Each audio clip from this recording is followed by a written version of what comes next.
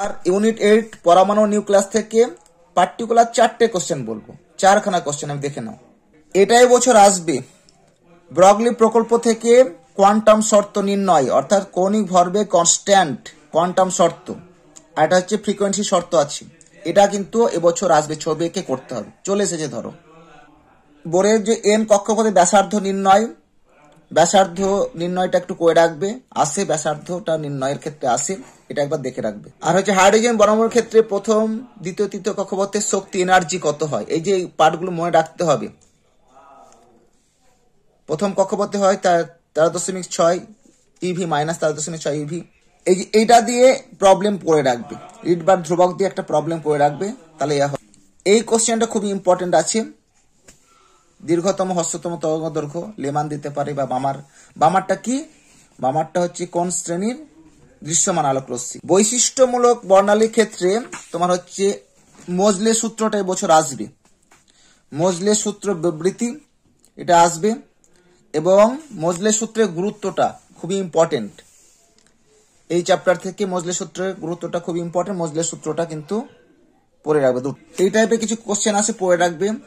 ই varies as root over 1/n², হয়েছে, এই টাইপের কোশ্চেন গুলো পড়ে রাখবে। আর কিছু নিবৃত্তি এখানে হচ্ছে আয়নাইজেশন বিভব, আয়নাইজেশন এনার্জি, এইগুলো পড়বে।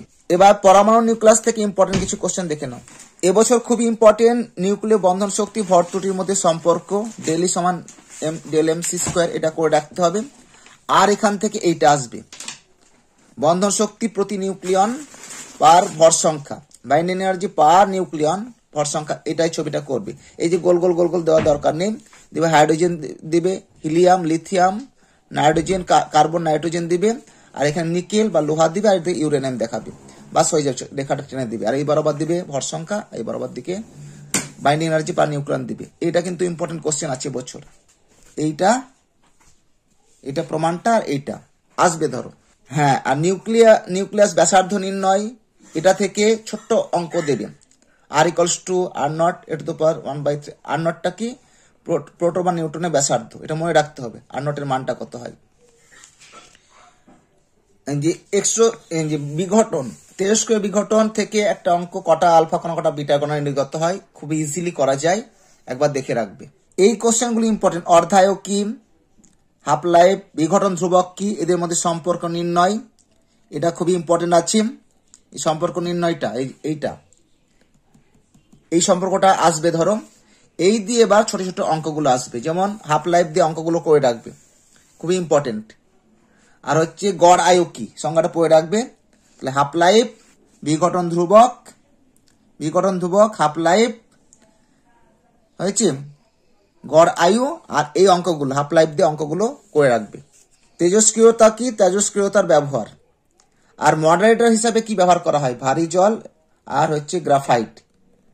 এইটা কিন্তু পরীক্ষায় এক্সাম্পল দেয়, মডারেটর, নিউক্লিয় মডারেটর হিসাবে কি ব্যবহার করা হয়। আর ছোট্ট এই টাইপের একটা অঙ্ক করে রাখবে বাইন্ডিং এনার্জি দিয়ে, ঠিক আছে, একটা অঙ্ক করে রাখলেই পারবে বাকিটা সবগুলো, ছোট্ট একটা অঙ্ক করে রাখলেই বাকিটা পারবে, বন্ধন শক্তি। বাস এই চ্যাপ্টারে কমপ্লিট হলো।